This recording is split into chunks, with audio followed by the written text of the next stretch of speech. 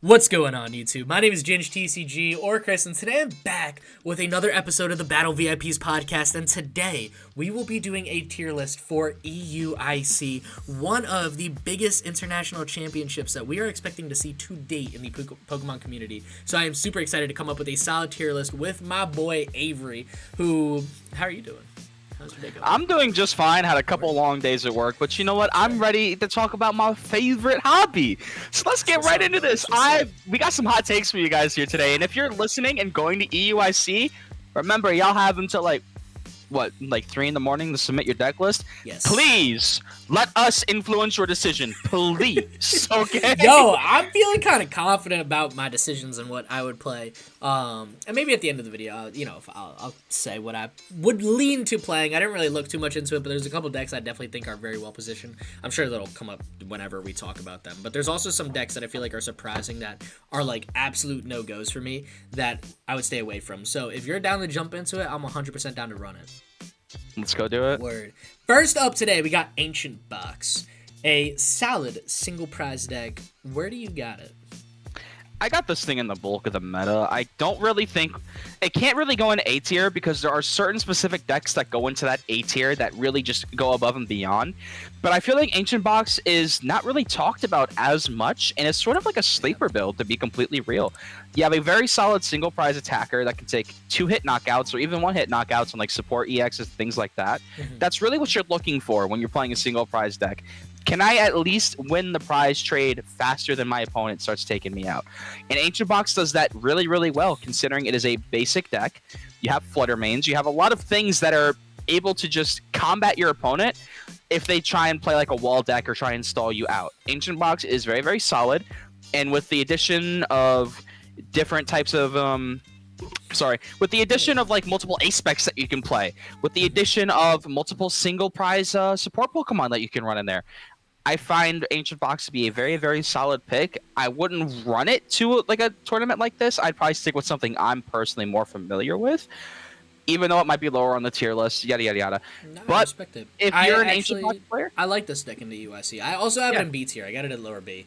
I think that this format is dominated by a couple decks, which we'll get into A tier. One of the most notable ones that I think is making a big comeback is Miraidon. If you don't mind, I don't know where you have Miraidon. I have it in A tier. I'll just throw it in there now. Yeah, me too.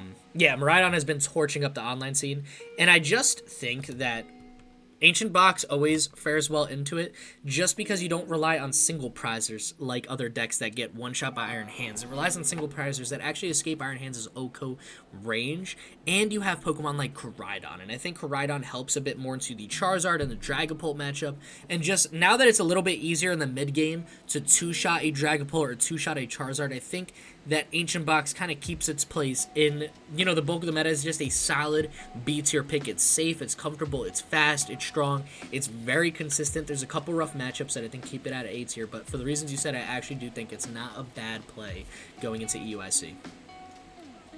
Miraidon, since we already mentioned it, tearing up the online scene. Miraidon was going crazy. It won the past, how many regionals? Like a couple of them.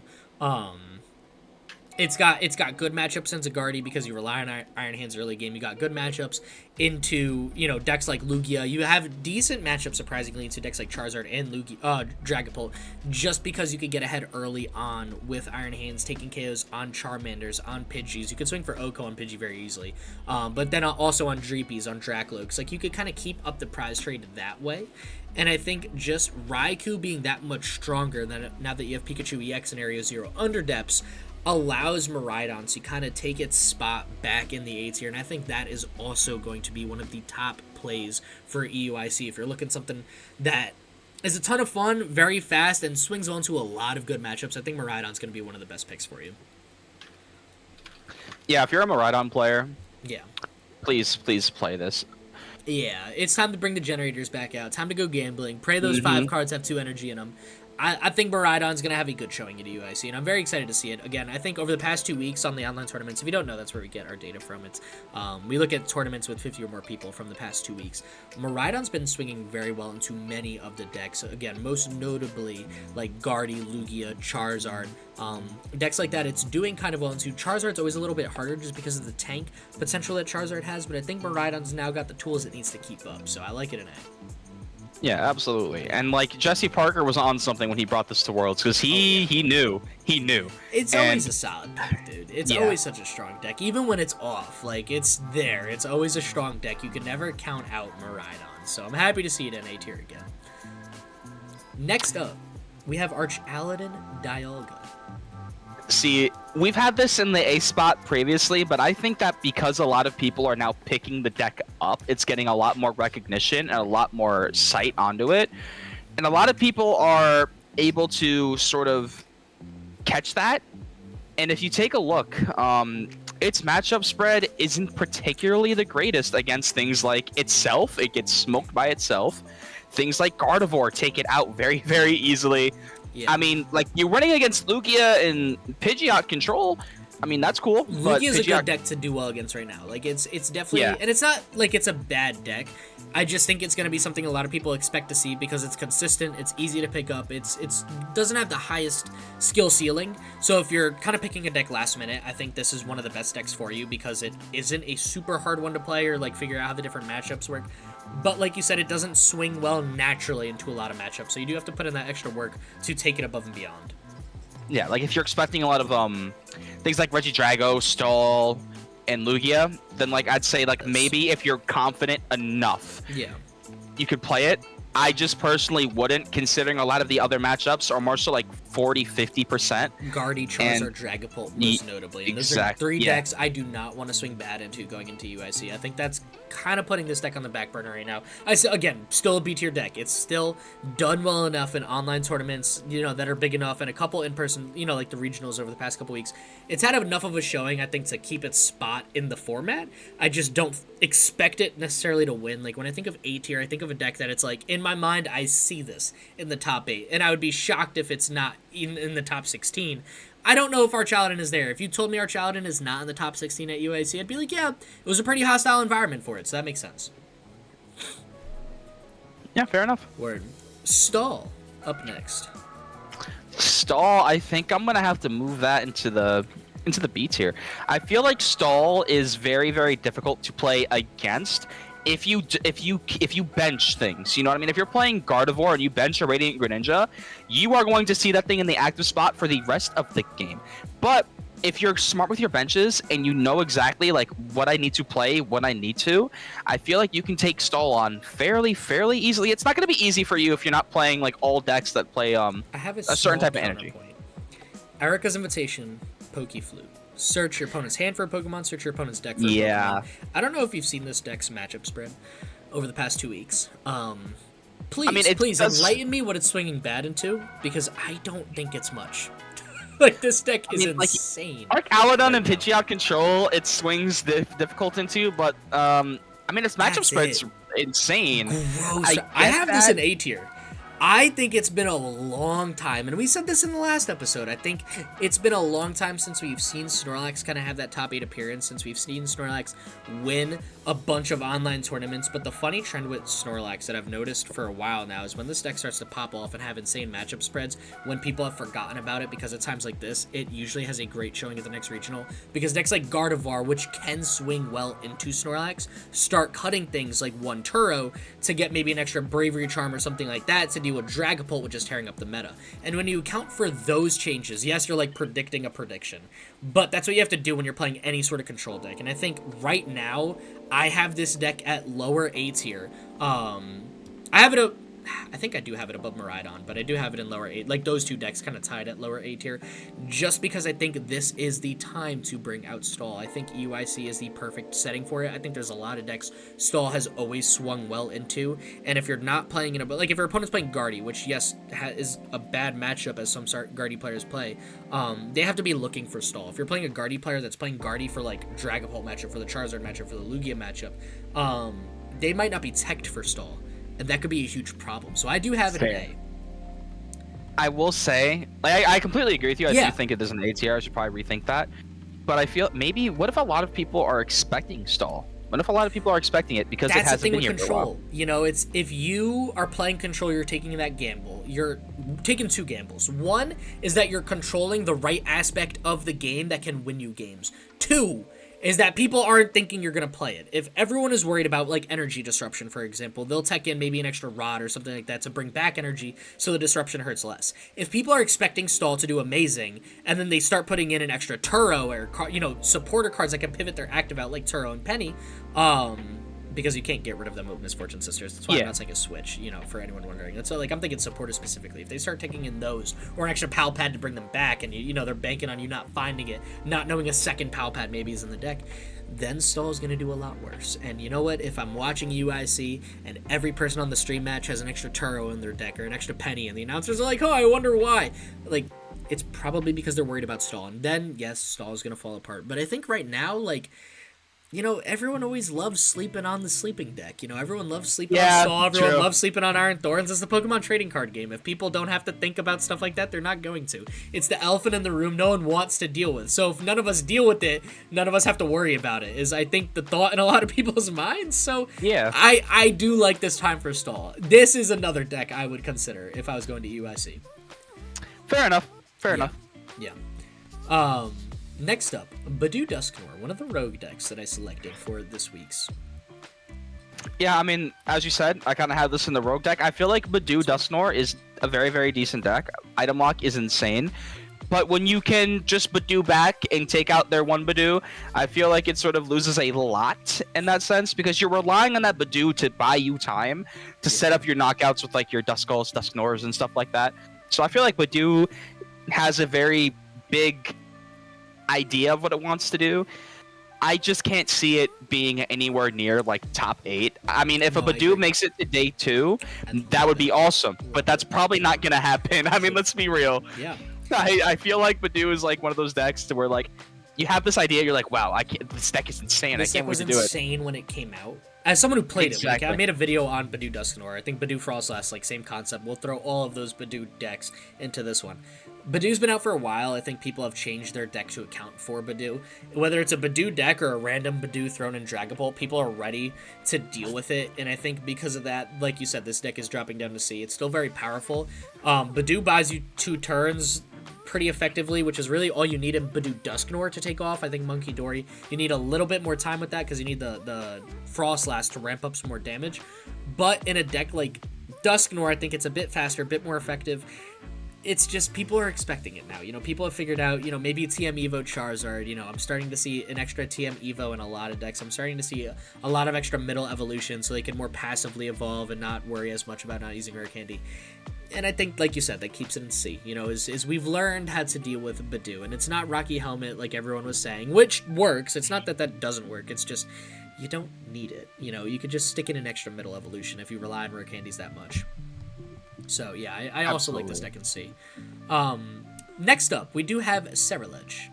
Ceruledge, Pulsar, Ceruledge, whatever you want. It's Ceruledge. I mean, I got the thing in the back of C. I mean, I respect the deck. I think its ability to output damage is really, really good. Yep. I think its ability to take wins when it really doesn't deserve to is good. I mean, to put it bluntly, I also feel like it's an all-right attacker, but I feel like this is just like one of those decks that you bring on the TCG live ladder, and people aren't equipped to deal with it. I can't see this like going too far at all. I mean, I feel like I think it's too linear. It's very linear, exactly. Around. Yeah. It's a dump and destroy deck. You're naturally strong, you're naturally consistent, sure, but like any sort of single prize attackers in decks, like I'm thinking in Lugia, they got Regigigas and Chinchino, both of which can one-shot a Ceruledge. Ancient Box as a whole can just inevitably deal with that. Miraidon doesn't have a single prizer per se, but you have Iron Hands, which could take an extra prize card off your Charcadet before you evolve. I think, like, you know, Charizard has Radiant Charizard, stuff like that has always hurt Ceruledge, and I think, you know, it's gonna kind of keep that same rogue spot for every reason you said. You know, it's too linear, it's too easy to deal with. Most people are going to know how to play against this. This isn't the ladder, this is a regional. I think it's a safe pick again if you're really nervous. Maybe it's your first IC and you want something where the deck will deck and you just need to hit some right matchups, get a bit of luck maybe, and hope you dodge things like Lugia. I like Sarah Ledge for that. You know, it's not bad. I just don't think it's the safest option for it. Yeah. This is a deck that starts off strong, but loses steam very, very quickly towards the end game. Yeah, actually, I don't know. I think it's more the flip. I think it's the first turn. If you're not swinging for Oko because you didn't get enough energy in the discard pile, you're cooked. If you make it to the end game and you're attacking, I think you're probably going to win because chances are you have 20 energy in your discard pile. You know, you're swinging for an unholy amount of damage. And usually you'll have boss because your deck is so thin, you've pal-patted back the boss you discarded. And, you know, if you don't draw it here, you're going to get KO'd, and then you're going to fez, and you're going to draw it like you're chilling.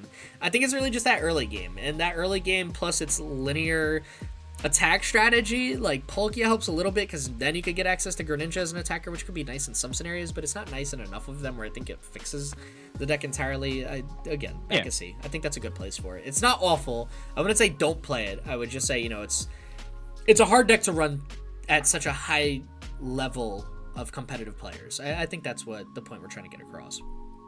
Yeah. Yeah. I like that though. Next up, we got Charizard EX. As somebody who I can't defend this deck. The matchup spread is insane. This thing is falling off expeditiously. Go. I mean, I'll wait. Your matchups, your good matchups are Miraidon and Arcaladon. Everything else, you're below 50%, and you're not winning against decks like itself. It has a pretty bad matchup into itself. But that you have to remember is because of ties. A deck never has a bad matchup into itself just because one person has to win. It's always lower because a lot of people will take IDs with certain decks because they just make it farther. You're looking at tournaments from the past 2 weeks? Yeah. Check out, you're on Trainer Hill, check out its win percentages. How many tournaments it's won, percentage, how many tournaments it's gotten top 4 and top 8. It hasn't won an insane amount of tournaments, but its top 4 and its top 8 performance is astronomically high compared to many other decks. I have this deck in A tier.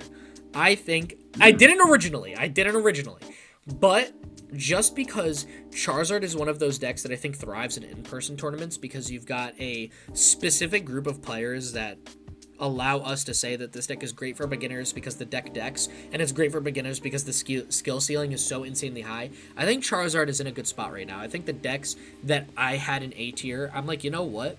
I see Charizard having legit matches against all of these and potentially winning all of them. I don't know if this is my pick to win the regional, but I have it in A tier because I love its matchup spread right now.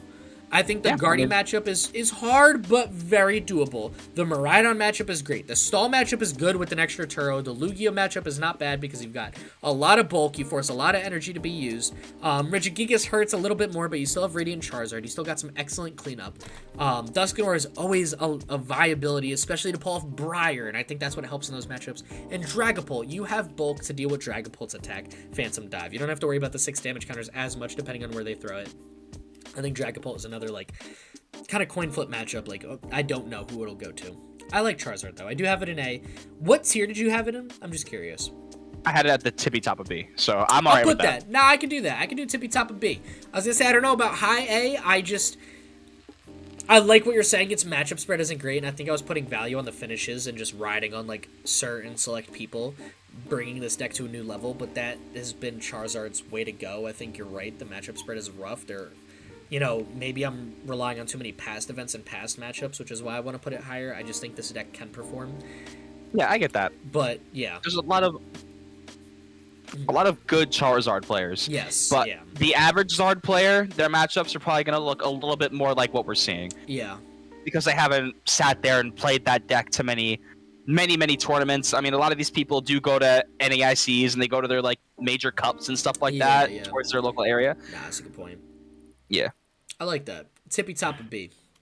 Next up, who do we have? We got Conkliter. I have not seen this deck work yet, so I'm going to be completely honest. I am ignorant to how good this deck is. Yo, pull that thing up on Trainer Hill. You tell me about its matchups while I tell everyone that this deck is the sleeper pick of the tournament. If you put Charizard at the tippy top of B, I'll take a step back.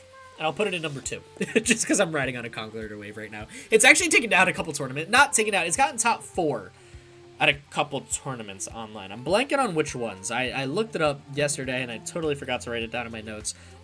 It's done pretty well at a couple tournaments. When you're looking at a lot of the decks that we have up top, we're looking at decks like Charizard, looking at decks like Dragapult, looking at decks like Gardevoir. Gardevoir, sure, it's hard. All right, we'll move past that. Now you're left with like Charizard, Dragapult, Miraidon. You're a fighting single prize deck that could live Iron Hands. You're swinging well into Miraidon. You're a single prize deck that swings for massive damage to easily 2-shot Charizard and Dragapult, but more importantly, 1-shot all of the support Pokemon needed on their bench, such as Rotom, Luminion, Mew, Fezandipity. Like, you can go to town with Conkeldurr, and I think So that I just is one of the best reasons for it.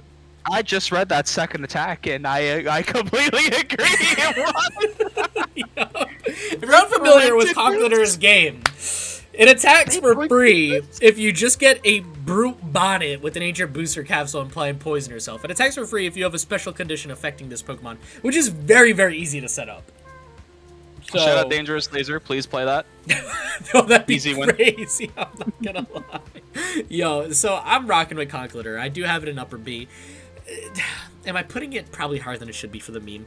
Probably. Am I still gonna argue and act like it deserves to be here? Yes, because it does. It's a good card. It's a fun deck. 250 for free. Like, why are we saying no to this? I've slept on this deck for too long. You know, a couple people have asked my opinion about it. After doing a little bit more research into the deck, I think it is a bit more viable than people realize. I think if this deck is not like, I know B, especially here, is saying bulk of the meta. I understand. Some decks are in B because I think they're at a higher level than certain rogue decks. I think play-wise, this deck is going to be beyond rogue. It's not going to be very popular. I think it can keep up with a lot of the bulk of the meta, though. And I think that's what's keeping it in. That's what puts it to B tier for me. But I do like it. I do like it a lot. After reading this, I might build this on live it's and fun, give it a dude. shot. It's a really fun deck. There's actually so many people who have played it. There's very consistent lists. It's still bricks. It's not an A-tier deck. It's still, you have some extra pieces that you need to work, but since you don't need energy, you could dedicate a little bit more to making it work. It's always nice. And you get access to Cloth if you're playing a couple DTs, because remember, you're putting a status condition on yourself. So having Cloth as a backup single press attacker you can use effectively turn 2 going first, like, that's always nice too. So yeah, I like Conkeldurr. I think it's a bit of fun. Definitely got it in B. I like it a lot. Next up, arguably one of the best decks we got right now, Dragapult EX.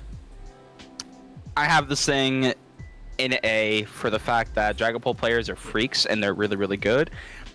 They know how to preemptively place the damage in places where they can take Okos on whatever they want during their next turn, or the turn before, or even the turn after that.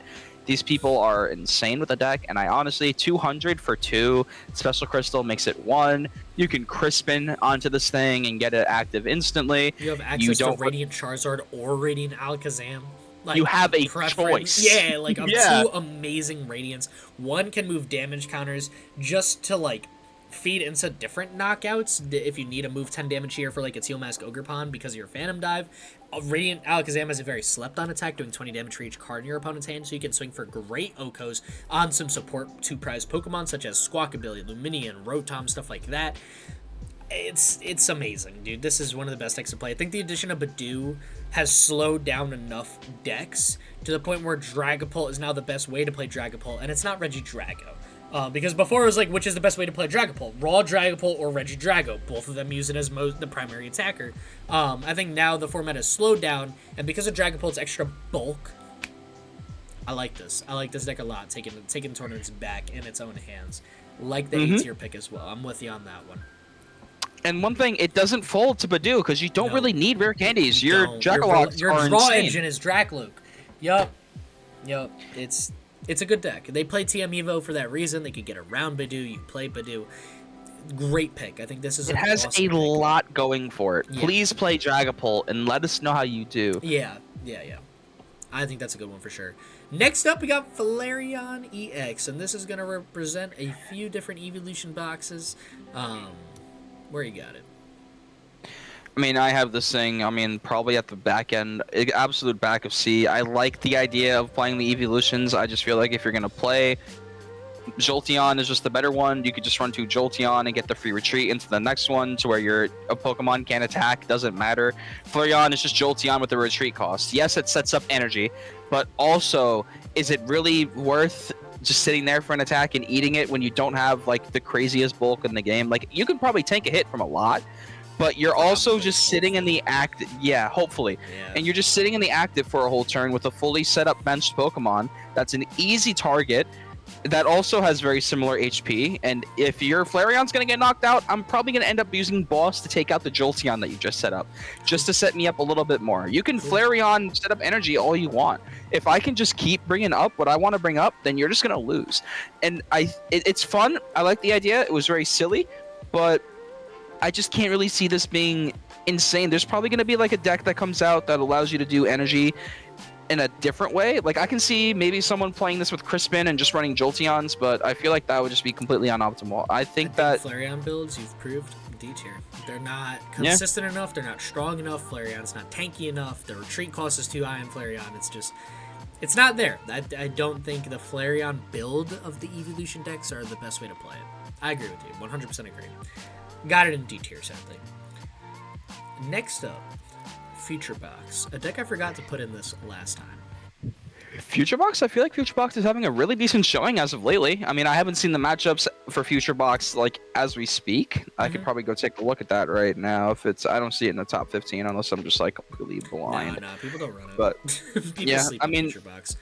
Future Box is the most slept-on deck in the format right now that can still hit decent numbers. I mean, you put a booster energy capsule, bench a couple Iron Crowns, your Miraidon for 1 energy, swinging for 120, and setting up your Iron Hands.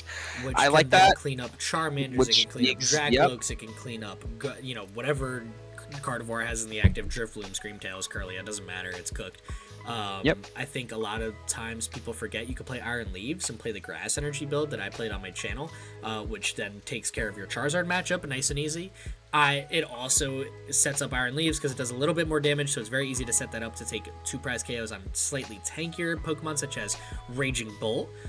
Because you're playing the Miraidon, you have a solid single prize attacker to keep using too. Like, I have it in mid upper B. I think this is a fun deck to play. I personally, the only reason I wouldn't bring it to EUIC, for some reason, it doesn't click in my head. Future Box. Like, I understand the theory. I can watch someone play it, and when I take that step back, I can kind of help navigate certain matchups. But when I'm playing it, I always blank on certain lines I have. It's just one of those decks where it's just like a little blank spot in my head. And I don't know why. It's not a hard deck to play. I've played decks 50 times harder than Future Box. I just think I don't know. It's a weird personal thing. No, I completely get it. Yeah, like there's a deck for like that for everyone. Yeah, this deck just is not mine. This deck just bricks. For me, it's not even like the deck is bricking. It's probably just I'm missing it. And that just happens to me a lot when I'm playing this deck. So I have it in upper B tier. I think that's a very fair spot for it. I think the people who know how Future Box, unlike me, can probably speak a lot more to how it swings into certain matchups. But looking at its statistics, looking at where I had a lot of things ranked overall, like, I think this is a good format for it. I kind of want to see a resurgence of this and just see this deck pop off a little bit. I know people have wanted to run it a bit more since Badoo came out. I think EUIC is a good time to bring it out. The format has slowed down a little bit. Evolution decks are getting popular again, and I think because of that, Future Box has a place to stand. Just because if Miraidon does because of Iron Hands, Future Box has to also because of Iron Hands. Yeah. Next up, Gardevoir EX. Gardevoir, I mean, that's an immediate A tier. Gardevoir players have been sweeping as of lately. I mean, this deck is just, we thought it was over. We thought it really was, and then it was like, we're still gonna win until the deck rotates. Got one more IC until Curlia rotates. I bet we're taking it down. I guess the Gardevoir mentality. Once your draw engine goes away and you find another one that'll probably be reprinted, or they'll probably just throw Curly in some special set, anniversary set. Trade V2, discard 1, draw 3, just because we didn't have it for a month. You know? Yeah. Something ridiculous. I wouldn't be surprised if these freaks end up incorporating Zor and Zoroark just for the same ability, but it just sits there. No, literally. I mean, we already got the Gardevoir body pillow thing, the life-size plushie. Yeah. It's Pokemon will always make sure Gardevoir decks are phenomenal. And just like how Pokemon will make sure they're phenomenal, I think this is going to be a phenomenal pick for UIC. You've got plenty of single prize attackers that can attack any Pokemon in the active spot for as much damage as you need. Drifloon swings perfect 300, plus Monkey Dory 330. You've got Screamtails to snipe anything and everything on the bench. It's like, I don't know where you go to deal with Gardevoir. I've yet to find the perfect deck to take it down 100% of the time. I think things like Ancient Box have been my best hope for a while, just because you've got a dark single prize attacker that can set up a bit quicker than Gardevoir. Stalls can handle Gardevoir too, depending on their list. Charizard, it's always kind of a 50-50. Sure, you're a dark prize attacker, but that doesn't really matter too much when you're swinging for single prize KOs much of the time. It's just a hard deck to deal with, and I think right now that speaks a lot to where it belongs in the meta. I would be careful bringing it to EUIC just because it's such a difficult deck to play. I would hate for you to bring this because we're telling you it's the best deck into so many different matchups, and then realize how hard it is to play and how hard it is to time manage this deck in a best of 3 50-minute format. And I think that's one of the biggest challenges at Gardevoir. Regardless, I've got it at top of A. Oh yeah, me too. I mean, Gardevoir, if you're gonna be playing this deck, you gotta understand your first match will more than likely go to turns, just because you're running out that clock. Which means you have to win. Period. That's it. You have to win your first game, otherwise you will lose the entire set. Or which is pointless. Or tie, yeah. Which exactly, no one's gonna tie their first match of the day, because that just puts you in an awkward spot, and you're gonna want to tie a couple more times just to make up for that tie. Not even, because since they changed the point system to make day 2, it's like ties are so much more wildly pointless. So if you tie once, you gotta like go undefeated. You gotta win out and get like 2 more ties minimum.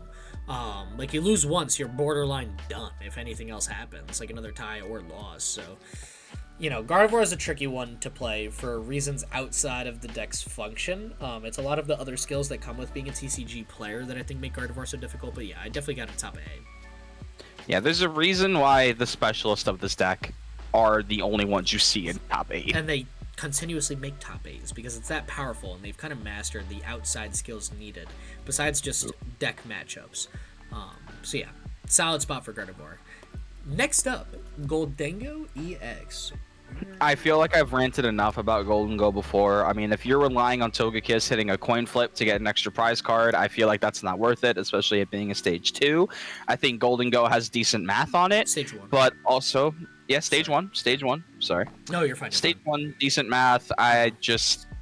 Once again, I just don't really see it. It's a glass cannon deck. Glass cannon decks are popular for a little bit, and then they end up falling off because a lot of decks that come out that are new end up dealing with them very, very quickly. Chien-Pao is never seen anymore. Even though I, personally, as a believer, I think that it's in an okay spot as of now. Probably better than Gholdengo. If you're going to play Gholdengo, just play Chien-Pao. But with a lot of things that are running around right now, you're going to be having a really rough time, especially if you're going to be running these decks. I just think that if you're going to play a Glass Cannon deck, just play Raging Bolt. You're probably better off. You're going to be having a better time. You're going to be getting better matchups. You're going to be swinging a lot harder. You're going to be able to play it a lot easier. There's just a lot more that goes for you if you're going to play this route of deck, if you just switch to the more optimal version. I like Gholdengo as a deck. It was fun when we saw it in top 4. Was it top 4 or top 8? Top 4. When it was in top 4, we were watching it. And in Japanese tournaments where they made it rain, on their opponent's side of the board, that was fun to watch. But practically, I just don't see this being a really good pick at all. I have it bottom B, honestly. I think Togekiss is I think Gholdengo is a more powerful version of Ceruledge. I knew you were going to say D. This is why I wanted to jump in there. I think the addition of Togekiss, for every reason you said, I'm not trying to disprove anything you said, but sometimes you flip heads. And I think if Ceruledge is C, Gholdengo goes a small step up. And I've got Ceruledge at the upper end of C. I'm going to put Gholdengo in the bottom B. If you want to tell me top of C, I'm not I'll throw it in top of C.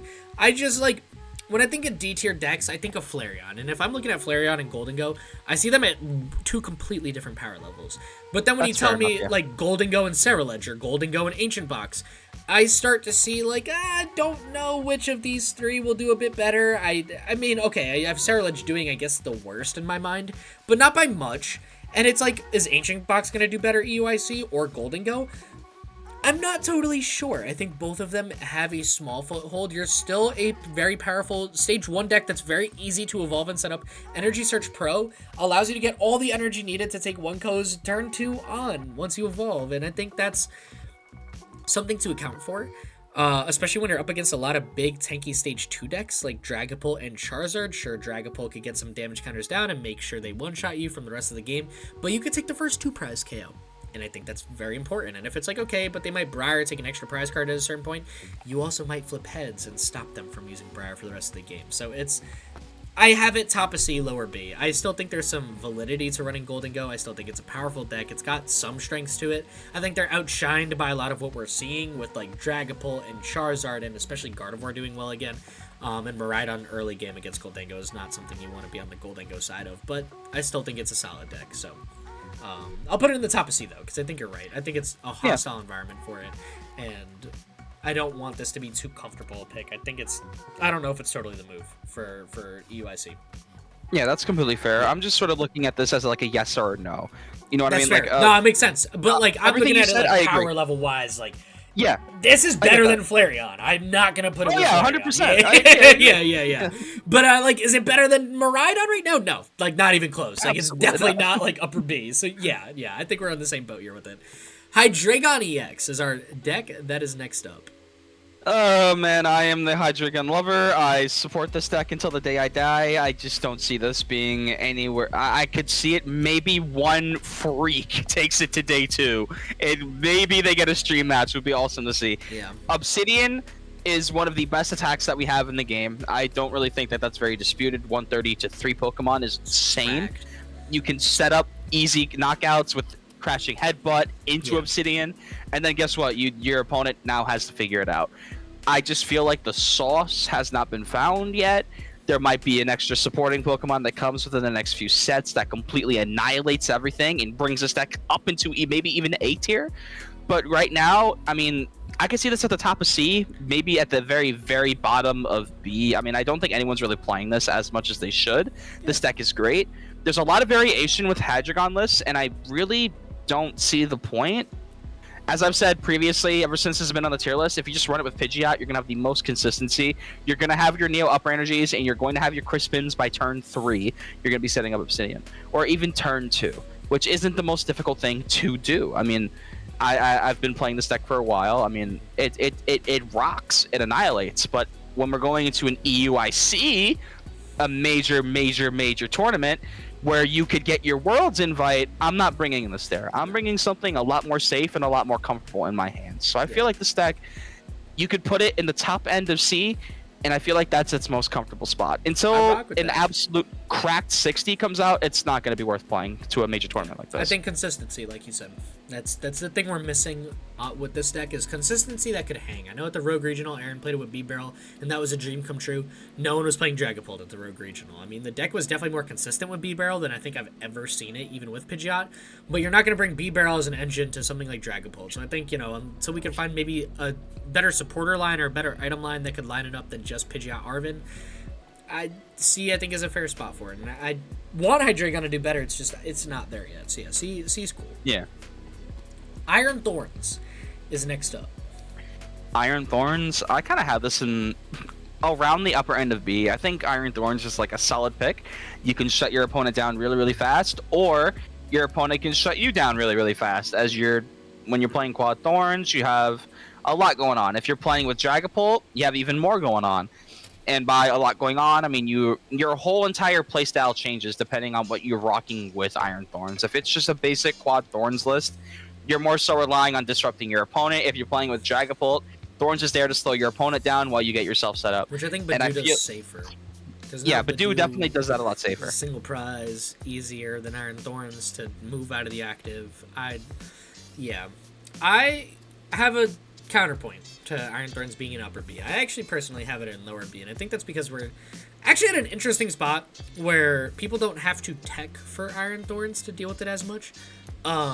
With Charizard, you need a clone in your deck if you're thinking about an Iron Thorns matchup. You're gonna have a pretty rough time. That being said, I've also played Iron Thorns a lot, and if your opponent sets up one Charizard kind of early, they actually have a very easy time dealing with you just because you have to 3-shot Charizard, even with Future Yeah. Booster Energy Capsule. So I think that matchup is favored in Iron Thorns, but it's definitely manageable for Charizard still. Now I want to talk about actually all 4 of the decks we have in A tier right now. Gardevoir has a very great Iron Thorns matchup. Sure, you cannot use Gardevoir EX ability until they promote Flutter Mane into the active, and then they promote Flutter Mane, Iron Thorns is shut off, you use Gardevoir to get an energy onto Flutter Mane and your other Pokemon, and then you retreat Flutter Mane, swing for KO onto Iron Thorns. There's really nothing Iron Thorns can do about it. Dragapult. What rule box ability are we missing out in Dragapult? Because they only need Dracloak and Crispin, and that is fine enough for Dragapult to set up, so they can handle Iron Thorns pretty well. Snorlax Stall plays 2 Mimikyu. Anyways, Miraidon. It's like, Miraidon plays 16 energy, a whole bunch of Pokemon that get 2-shot by Iron Thorns. They're not shut down. Sure, okay, like, Miraidon is shut down a little bit, but if you even fall behind a prize card, you could just set up Miraidon. You could set up Raikou and just overbench so you 2-shot them. Like, I think Miraidon honestly has a decent matchup in Iron Thorns. I played it a couple times on stream where I was the Miraidon player in Iron Thorns, and it actually was... It was hard, it was annoying, but it actually wasn't the most difficult thing in the world. So I think, especially when you look at our top 4 A-tier decks, they have natural ways to deal with Iron Thorns, so I actually do have it at the lower end of B. That's completely fair. I get that. And it's not to take away from what you were saying, like, we're at a time where people are forgetting about it. It shuts down all rule box ability Pokemon. It's just like our A tiers are surprisingly not dominated in ways they don't already naturally have workarounds for their rule box abilities. Like, okay, you can't use Miraidon's ability. That's fine. You play so many Pokemon. You have Arven, so search for Nest Ball. Boom, you got your Pokemon. You got Precious Trolley. Boom, you got your Pokemon. Or Secret Box. Now you have a Pokemon plus more stuff with Miraidon. You know, if you're playing Gardevoir, you naturally include stuff. Stall naturally includes stuff. Dragapult never cared anyways. I think this isn't the format for Iron Thorns. This isn't it. I think Stall is kind of back on the up. Iron Thorns back on the down here. Absolutely. Word. Next up, Jolteon. I don't know if you managed to catch my video today. I paired it with Leafeon. It was insane, and I think it is a lot better than I gave the deck credit for when I was making it. I've got it in the middle of B, like middle of B. You're pairing it with Leafeon. You do 60 damage for each energy your opponent has in play. You're immediately torching decks like Raging Bolt, Regidrago, Miraidon. Even Charizard gets a bunch of energy in play. Remember, Charizard's ability, you search for 3 energy. Leafeon swings for weakness because it's a grass attacker. That's all you need. Jolteon, a free retreat, 240 damage swinging attacker, is a grossly quick single prize, or 2-prize attacker to use and take 2 prize cards very quickly, if not more. When I played this deck, I put 3 energy switch with Ogerpon as the draw engine to make sure you're powering up Leafeon. Also, or excuse me, Jolteon to get energy, discard him quick. I put 3 energy switch in the deck, which means I was able to put in Radiant Venusaur, and I actually used it effectively in 2 out of 3 games for today's video, and another game on top of that in my warm-up match. Dude, Radiant Venusaur is one of the most, like, overpowered single prize Pokemon I have used in a while. I mean, you burn Poison Confusion and 90 damage. And then you draw up to 4 cards when I played every card in my hand. You've got a single prize option, 2 lethal attacker, 2 prize attackers. Leafeon is swinging for KO onto Charizards. Jolteon is swinging to KO on Pidgeots and Lugia. There's a lot to say with it. I think it's strong. You know, I got it in B tier. I had this thing in the same spot after watching what you did today, and honestly, appreciate it. Jolteon is insane, and I think that Jolteon's retreat being free, that too, it's nuts. It's so good. Yeah, no, I like it in B tier. I mean, you know, you want to put it at the tippy top of C just for the vibes, like I would do that, but I actually think it's a little, like, I have it as a bit more powerful than Hydreigon, a bit more powerful than Goldengo. Definitely not more powerful than, you know, like Archaladin it could take because they put so many energy in play. You can blow them up with Leafeon. I don't know if it's more powerful than Future Bugs or Charizard, especially any of our A-tier decks, but I do like it in the middle of B right now. Oh yeah, absolutely. Word. Next up, Cloth Terrapagos. I haven't seen Cloth anywhere. This thing came, it took its moment of glory and just disappeared into the night. Yeah. I think that Cloth, I mean, it's simply because of that, I have it towards like C. Bro, I think that Cloth. This is not the format for Yeah. it. Bodied by Dragapult. Charizard is going to be a little scary. Miraidon is excuse me, coming back because of Iron Hands and Future Box potentially. Gardevoir can swing for 2 prize KOs on anything on the bench. I've got it in don't play. I think it could be as powerful as Goldengo in a certain world. I think Goldengo has more powerful matchups than it, and could swing well into specific matchups, which kind of keeps Goldengo in C. I don't think this is a format at all for Cloth. I think Cloth has taken its time to shine, and I think it's going to be on the back burner for a little bit. And so we see more like turbo decks take off. Right now we're seeing a lot of tankier decks do a bit better, and Cloth doesn't want to see that. Yeah, so, Cloth had its moment. Yeah. Next up, Lost Box. Lost Box, I really enjoy Lost Box as a concept. I think it's really good. I think that what you can pair it with is also really good. I think if you're playing something like Lost Tina, which we'll get into very shortly, you have a really great time. Yeah. But Lost Box as a whole, I kind of have this towards the middle of B. I think Lost Box is a solid option if you've been playing Lost Zone decks for a while. Yeah. And it's been out for a while. Lost Origin, we saw it come back, and a lot of people have been playing it since Lost Origin. If you've been playing Lost Box for a while, I feel like this is a safe pick. Because you have access to things like Sableye, you have your Mimikyus that you can still power up. You have a lot going for you. And there's a lot of attackers that take advantage of Lost Box, like Pikachu EX, where you can just Mirage Gate, attach, and then you're doing 300 damage. You're blowing something up. You play the, I keep forgetting the name, but minus 30 HP on stage 2s. You play that, and you suddenly... Stadium, yeah, you're smacking Zards for KO, you're smacking Dragapults for KO, you're having a decent time. Which you don't even necessarily need to do, because you can just leave him at 30 HP left and then go Sableye turn after. Exactly. You know, it's like, you don't even have to do that if you don't want to. It's Lost Box. Like, you have options. I also have it at a bit of the lower end of C. We've got it, like, right behind our Chaladin.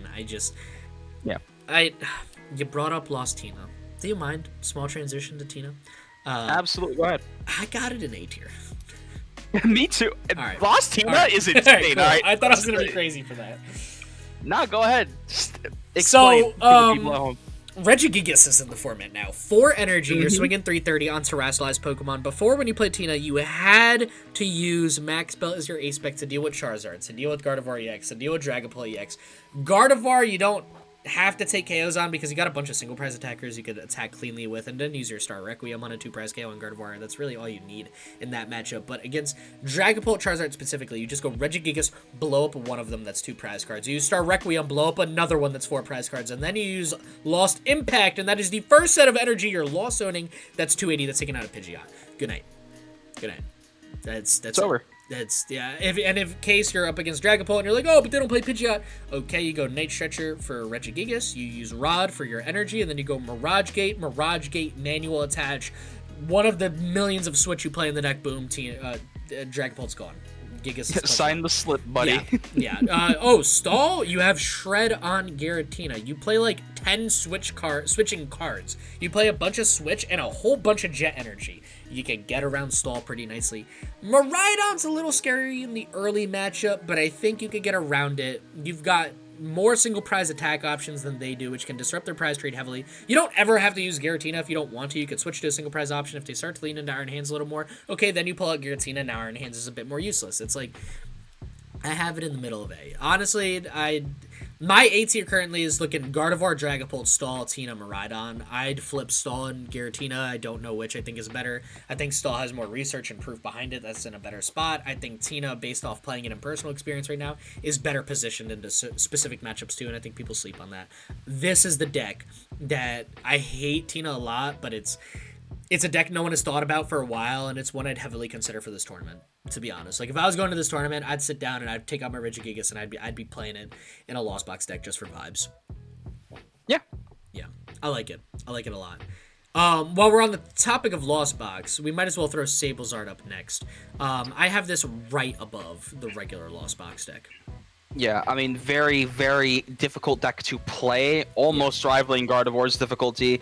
You're doing a lot in not doing a lot at the same time with your Pokemon. It's like that's a pretty funny way to put it. You're doing a lot and then not a lot. Yeah. It takes a while to be able to set yourself up to the point to where you're recycling Pokemon. Yeah. And I just feel like if you've been playing this deck and you are like an all-out Blitzel with Pidgeot control, yeah, you are going to probably do well, but it's probably not going to do very well if you're just like an average player thinking like, oh, I can probably no, pilot you this have deck. to spend some time practicing with this deck. Now, this is another deck I would consider arguably more than Lostina, just because Sablezard, speaking of a deck that didn't click with me, Future Box, now we're going to talk about a deck that just makes sense in my brain. This.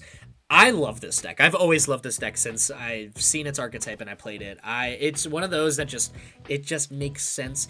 This deck is notorious for having a great Charizard matchup. You can deal with things like Dragapult pretty well, surprisingly, between the Bear and Charizard, and then cleaning up with Sableye on multiple Pokemon. You could take your prize cards, no problem. Gardevoir, you're trading single prize for single prize a lot of the time. Plus, you have access to Sableye, so when they get a lot of damage done onto their Drifblim or Screamtails, you can then go in with Sableye, and you can take multiple prize cards off low HP single prize Pokemon, which does fix your trading your math a lot. You have many switch cards. You can take Stall. You can be the aggressor in that matchup. Miraidon's a little bit scary, I'm not gonna lie, but between Radiant Charizard and the Bear, if you could manage to set one of them up and kind of fall only a prize or two behind, you've got a chance against Miraidon, but it's still a difficult one. I like this deck. I think this deck is alright. I've got it in the middle of B, but a little bit after the middle. I've got it behind Archaladin. Again, right above regular Lost Box. Excuse me. I think this deck is solid. If you've been playing it, this is one I'd consider bringing back out for this tournament. It could be a ton of fun to play. I think you just want to dodge Dragapult, which is going to be hard to do. It's going to be very popular. You can deal with Dragapult. It's just, it's not preferred. So, yeah, that's if you can dodge those, like I dodged Raging Bolt and Baltimore. decks that I wanted to dodge at Baltimore, then, yep. But, I think if, Dragapult wasn't in the format, I'd consider Sablezard an A tier, but Dragapult is, and it's a popular one, so I am keeping it in kind of the middle of B for that reason. Next up, we got Lugia V-Star. I got this thing moved down into B. I feel like Lugia, its matchup spread is looking a little bit dim as of recently. Last time when we did the podcast, it was looking really great. Phenomenal. Now Lugia's falling off. And I think part of it is the electric type attackers we're seeing. We're seeing exactly Miraidon to rise again. That's not what this deck wants to do. Miraidon and Lugia, or not, we're talking about Lugia. Miraidon and Gardevoir have always been hard matchups for this deck. And I think with these two decks both being really, really well positioned right now, I got an upper B right behind Charizard. Yeah, I just think that Lugia's,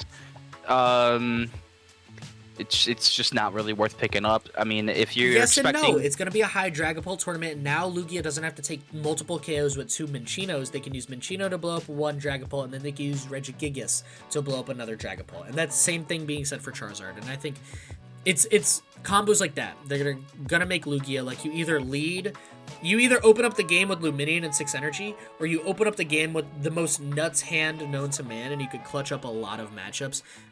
It's still an upper B deck. This is still a very safe pick to play. Obviously, there's a couple matchups you don't want to see. Anything with Miraidon in the name is not something you want. That being said, it's still a great deck to run. You want to go first, and with Iron Hands potentially going second in Future Box and Miraidon, that's not something you want to see. But again, there's a lot of matchups you do want to see, such as Stall, such as Dragapult, such as Charizard. Gardevoir's hard, Gardevoir's doable. It's a solid deck. Rahul Reddy could easily bring this to EUIC and win it, and I would be like, yeah, nope, that makes sense. Yeah, totally. So I like Lugia. Definitely an upper B deck. Next up, we got the wall-type decks represented by Mimikyu, Ogerpon. I like wall-type decks as a concept. I just personally don't run them. Yeah. I think that they're all very solid, but it's more so like I hope I run into this and not this type of thing, which is the same thing for a lot of decks. But what I mean by I hope I run into this is that there are some decks auto win. That's it. That's how exactly. Auto loss, auto win. There's no back and forth bickering between the Pokemon and the active spot. I think right now, as a wall type player, the format is too versatile for wall type decks. I think with Gardevoir, Dragapult, it's very hard to lock out those decks in its entirety. Stall, it's got an easy time, just gusting up Pokemon. You oftentimes don't have enough energy to keep up with a different gust. You can deck out pretty easily. If Lost Box decks are kind of doing a bit better, and even Miraidon decks, sure, you could get around it with Mimikyu. They could play Cologne to deal with stuff like that. It's actually Miraidon might be the best matchup there. Charizard could be a little bit difficult depending on how they use Dusknoir. Miraidon's probably like the best matchup out of all of these decks. In the upper end of what we'd expect to see. Lugia is like impossible for wall type decks to deal with. They got evolution ability attackers. They got evolution non-ability attackers. They got basic non-ability attackers. They got basic ability attackers. They got rule box Pokemon, not rule box Pokemon. It's impossible to wall Lugia. Gardevoir, very similar scenario. It's hard to wall out Driftlooms and Screamtails and Monkeydories. I've got it in don't play. I don't think this is the format for wall decks, and this is coming from a wall type archetype. Archetype. I can't talk.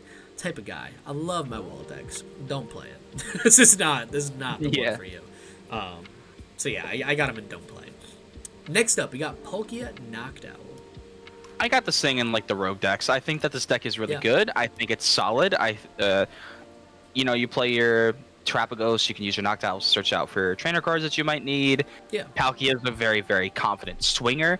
I just don't see this deck being as dominant as it was before. And by dominant, we saw like a top 2 finish at multiple regionals. We saw multiple of them in top 8. People had the sauce, and then they sort of fell out of that after more decks came into the format and a lot of decks became more popular than others. I still think that this deck is decent. This is like a ladder type build, sort of like I said with Cerulege. Like you just run this on the ladder, you're going to clean up. You might hit Arceus League within like a couple hours of just playing it from 30 points to 570 or whatever it is, 500. You're going to be able to climb with this deck. Am I going to bring it to a NAIC? If I ever get the gracious hand to be able to go, I'm probably not bringing this deck. I'm going to bring something a little bit more towards the A tier and the B tier. Especially if Miraidon is an A tier, no shot. No. I got it in upper C's cool. There's honestly, besides the Iron Hands, you might run into, it's got a pretty solid swing rate into a lot of these decks. If you can dodge Iron Hands or a random Jolteon player that's obviously inspired by this podcast, you'll probably do okay. You could have a great matchup. You got to know your matchups. It's a simple deck in theory and in concept, but then actually navigating it and playing it, I think, catches people off guard. Having Noctowl is awesome. You can search for 2 trainer cards. You got to make sure you know the plan. Not just searching for 2 trainer cards that are going to help you in the specific moment, but 2 trainer cards that are going to help you in the moment, but also allow you to keep carrying through the turn after and make sure you have that type of longevity to play it. Because a lot of times when you search for the perfect card, it's only the perfect card in the instance, and you're not worried about like the longevity or your next turn, and then you realize, oh crap, next turn I don't have a Noctowl and I'm missing a couple cards. What did I do? Maybe you could have searched for a different one to help set you up. So I got it in C. It's a slightly harder deck to play. The matchups aren't perfect, but they're manageable enough. I like upper. I got the top of C for Palkia Noctowl. I like it. Yeah, I like this deck. It's consistent. Yeah. It draws well. It plays well. Just into a really high competitive environment. This isn't your local card game running a standard tournament on twice a week. Like this is your chance to be invited to Worlds. Yeah. I wouldn't bank Palkia Noctowl on getting me to the World in San Francisco, I think. Yeah. But Pidgeot Control is next, and Pidgeot Control is a deck I could see. I got it in upper B. Yeah, I mean, me too. Pidgeot. We already saw it. We did. We saw it up there. Blitzel had a dream run with it. I think the deck still has a lot of good matchups. I think people might be expecting it a little bit more now because it's done a bit better. And I know this deck dominates the seniors division, and because it did well, I could see more seniors wanting to bring this deck and bring that experience on Pidgeot Control to the Masters division, which is smart. I mean, it's a hard deck to play against. You got to know how to deal with it. I think a lot of the top players playing some of the big decks are going to know how to deal with it, though. I have it at the upper end of B because I think there's some matchups that just are innately difficult to control. Gardevoir is always going to be one of the ones that comes to mind, as well as Lugia. Those 2 decks are very hard to lock out and control because they've got great recovery with energy like Gardevoir, but both of them more specifically has phenomenal attackers that they can use at different moments, and that's very hard to deal with. But then you look at matchups like Dragapult and Charizard, where you can control the energy more, maybe with Crushing Hammers or Claw, where you could go for the Style block. I like Control. Again, upper end of B, more matchup specific, but I think there's an argument to be made that this deck could do very well at EUIC. Absolutely. Word. Next up. Oh, sorry. Did you have more you wanted to add? We could... No, I mean, it's fun. I think I'll Blitzel, if you want to learn how to play this deck, I feel like watching their VODs. Watch him. Please. Yeah. This man, that man knows how to pilot this deck better than anyone I've ever seen. Him and King Heracross put this deck on the map in the Masters division on online tournaments, and at the last regional that Blitzel made day 2 at with Pidgeot. Like, that was awesome to see. Definitely watch their videos. You'll get a lot of good Pidgeot tips. You know, from those two guys. Next up, we got Raging Bull. My bad. Oh no, you're good. I was just gonna say, yeah, and they had the stream match. So if you want to watch it, true. That. Raging Bolt up next. The best glass cannon deck still is an A tier. I have it in B. Yeah. I think Raging Bolt with the, you know, you play Sada, you play Ogre Pawn, boom, boom, boom, blow something up. That's just how it's been. That's how it's been for a while. It's like Irida, Rare Candy Bags, super cold, blow something up. That's just how the deck has been. But obviously, Raging Bolt's a lot easier to do, and I feel like that's what puts it in a really decent spot. It's got some okay matchups. I mean, like, you really are just sitting there in the active, ready to get knocked out, but that's after you've taken the first 2 prize cards of the game, and as long as you can consistently take a knockout with each turn that you get, you're going to do just fine. Unless it's Gardevoir. Unless it's Gardevoir, yeah. That's going to be terrifying for this deck, but if you could dodge Gardevoir, I got it at upper end of B. Above Lugia, below Lugia, I'm not sure, but you're right. It's there, and it's a problem, and it'll do well. And that's what I hate. Yeah. I don't like this deck. I hate it. Yeah, but B, upper B, great pick. Definitely look into playing it. It'll do you well. Next up, gonna make a lot of people upset, is Regidrago. Yeah, guys, I have some bad news. I got it in D tier. Please don't play Regidrago. No. This thing has been figured out from front to back. People know what they're doing. It's just Badoo destroys this deck, you don't get E-Switch. Dragapult's already not looking great. Gardevoir destroys this deck because you got single prize attackers that can torch them. Okay, sure, you get access to Kyurem, they play Manaphy. You get access to Dragapult yourself. That it's still single prize attackers. Now you're just trading even. You're not trading great. Miraidon is going to be awful because when you lead one of your entire deck being 2 prizers, they're going to take 2 prize cards with Miraidon. Hurt your setup. You're probably not going to follow up because you'll be chasing from their Charizard. All right, Charizard's something we could take. You know, Regidrago's done it in the past, but it's not great because Charizard's got Briar, they got Dusknoir. I think it's slightly more favored than the Charizard at the moment. Lugia, dude, Lugia will blow you up with Minccino and then boss up your Ogerpon and Oko it with Regigigas. Like, Raging Bolt, self-explanatory. If Miraidon can deal with you, Raging Bolt can deal with you. Yeah. Don't play it. Yeah, please. Don't run. If it were like 6 months ago, I'd say, yo, bring this thing, you're gonna dominate. If it were today, and I see you in our testing group, and I see you put the Regidrago V in the active, I'm going to just hand you a whole new deck and say, please, trust me. But practice against it. Make sure you know how to deal with the matchup if you're not playing Regidrago. Just because we're telling you not to play it doesn't mean people aren't going to play it. It's taken down so many tournaments recently. There's no shot that not a single person brings this to UIC.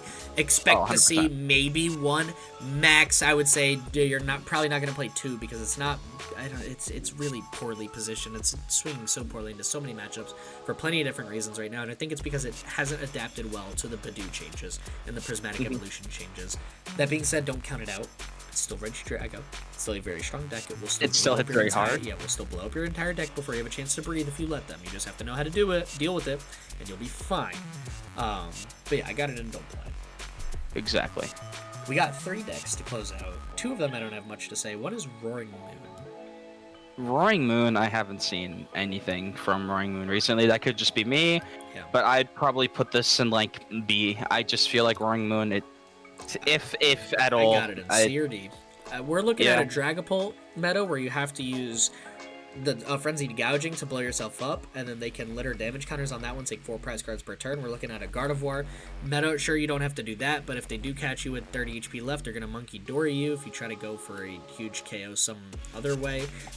Regardless, it's still a bunch of single prize attackers, which Roaring Moon never likes to see. Even if they are swinging for weakness, you only have to put so many Gardevoirs in play that they can gust up. Miraidon, alright, now we're talking. It's a little bit more even. Stall, not going to be Actually, Stall's fine. No, I lied. You play Petra on Stall, will be fine. You don't have to worry about that. Charizard's hard. They got Dusknoir, they got Briar. You want to Oko them, they're going to use Dusknoir, KO you, and then use Charizard and take another 4 prize card turn when you just got 3 effectively because they used Dusknoir Dusclops. I got it in low C. I don't. Yeah. I think there's too much damage counter manipulation, damage counter spread in the format right now for Raging Bull or Roaring Moon, excuse me, to do very well. I think if you're looking for an ancient deck, I think Raging Bull is the way to go. Yeah. Like, this deck is one of those where, like, they're hoping for the turn 2 donk and nothing else at this point. And I think because they do so much damage to themselves, that right now is a problem. Before, when it was Charizard and Lugia dominating the format, it's fine. 30 HP, they're only attacking my active. Charizard always had Dusknoir, but it's like, we could deal with just Charizard having the manipulation aspect. Now it's Charizard, it's Gardevoir, it's potentially Lost Box decks. You've also got, Dragapult to worry about. Now that Dragapult's more popular than Regidrago, it's just, I don't run the Roaring Moon. I think there's better. You're better off doing many other decks. Yeah. Second to last, we got Terapagos Dusknoir. This deck had a showing at one point, and then it immediately hit the brakes. I don't know what happened. This deck sort of slept on it. We admitted it, and I'm gonna sleep on it again. I've got it at bottom C, right behind Roaring Moon. I've got this thing under my pillow right now. Like I'm sleeping soundly because I'm not expecting this thing. This thing is not seeing day 2. If we have to, no, it might make day 2. I don't think it's gonna do well at day 2. If it actually does make day 2, and you know what? If we're wrong about that, we will admit it on the next episode that we were wrong about that again, and I will stop sleeping on this deck every single time. I respect the hustle about it, man. Yeah, it's don't run Terapagos. There's better, basic EX turbo decks to run. Last up, we got Heatran Matang. I got this thing in the Rogues. This thing has very big potential to start going hard. Like this, we might see this thing day 2. It could. Yeah. No one's expecting this. I didn't even realize it wasn't here. You had to tell me it was here. Yeah. You know what I mean? I have not ran into this deck once, and that's what I think they're banking on. True. Nobody knows. I'm a rogue channel. I love putting on my rogue decks. Exactly. I love talking about them. I played this deck, dude. I played Matang Heatran. That cooks. It always cooked. It does well into a lot of, stage 2 decks because you can blow them up with a solid Matang engine and Heatran doing 50 damage per energy. But with the addition of Regigigas, it takes some of the pressure to follow up with multiple Heatrans. And I think when you're looking at that into, a very stage 2 dominated format, and then you got a couple, turbo decks like Miraidon that abuse Iron Hands, you have 140 HP with your Heatran, which means you could tank those hits. And if you're worried about getting 20 extra damage on Dragapult, that's fine. Your ability, if they attack you, they take 20 damage from turn. From the burn, so you might KO them in return, and I think that is something that you can't sleep on. I think if you're looking for a ridiculous rogue deck to play that actually has some viability right now, I think Heatran's kind of your go. I think now that Regidrago has fallen off, and that was the main Kyurem abuser, your Matangs are a little bit safer right now. Sure, there's some damage counter manipulation, but you know what? If they're taking a couple turns to use Dragapults to KO one Matang, you probably KO 2 Dragapults in that time as well. So I like it. I got it at the tippy top of C or lower B. I think there's a lot of potential in this deck. I think it's a fun one if you're looking for something insane to run. I think this is a good one, and one I wanted to end it off talking about today. Yeah, I mean, if you want to give it a shot, play it on live. See how it does. I wouldn't bring it to EUIC, but that's because I haven't played the deck before. So that's just me. Nah, this deck cooks. If you've played this deck before and you're one of the secret people that are gonna pop up in your black cloak at EUIC and start popping off, you're gonna have your face covered, nobody knows who you are. You're gonna go on there, you're gonna have a voice changer for when they give you the interview. You're gonna be the hero. Exactly.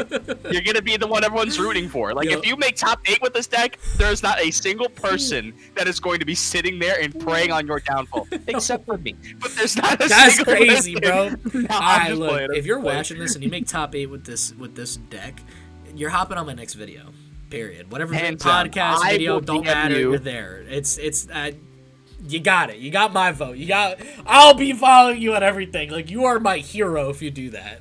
So. I will DM you with a bot every hour begging you to hop on the podcast. Real.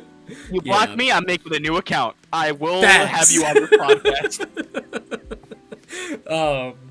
Nah, it's well said. Play this deck, make top 8, hop on the pod. I'd love to have a conversation with you after you do it. This is our tier list for EUIC. I hope you guys have enjoyed it, but it is an episode of the podcast, which means we do have Who's That Pokemon. The tier list is staying up here for a second while I explain who's that Pokemon while Avery sends me the image. But basically, one of us has selected a very tiny snippet of a standard Pokemon card, and then with that tiny snippet, we have 7 questions that have to be card game related. The card is from the standard format. It is a Pokemon. To guess what Pokemon it is. We have 3 guesses to do that. Avery, I just got your message about the Pokemon. I am downloading that right now. We're opening that in the browser. That works, and then we'll make that big. That's an I. That is Raging Bull EX. Okay, come on. Is that it? Yep. You want to send me the full card so I could Yep. Specifically, Hey. it's left eye, the one on the right side of the card. Oh, now we're getting into That's- specifics. come on, man. You can't give me a card like that and expect me not to nail that one on the head. Do you At want me to least look a it up or do you? question. No, you got it. This is a promo one too. It's fire. I thought I was gonna get you with the promo. I thought I was gonna get that. Nah, you're gonna have to try a little bit harder to catch the man Alright, I who knows got the it. bulk bin. Well, if you think I know the bulk bin, well, the meta's not something I'm afraid of seeing. I know my arts, I know my Pokemon. There is Raging Bull EX. Fair enough. All right, you got me. I respect the hustle, though. Honestly, might have caught Josh lacking, but he could not tune into this one. So, yeah. It's fine. You are the standing champion. I can't get mad at that. Appreciate that. Appreciate that. Anyways, hope you guys enjoyed that episode of Who's That Pokemon. Let me know if you guessed that card faster than I did. I will personally reply to your comment like all the others and tell you amazing job. That being said, is there anything else before you want to close out? If you are preparing to go to EUIC, I wish you the absolute best of luck. Remember, sleep is important. Yes, and eat. Listen, Sleep and eat in the morning. Bring yep. snacks. Bring a drink for yourself. Bring some water. Bring an energy drink. Whatever you got to do. Take care of yourself. Take care of your mental health. Take care of yourself. If you need some help, join the Discord. We're here for you. We'll help you finalize the list, finalize text.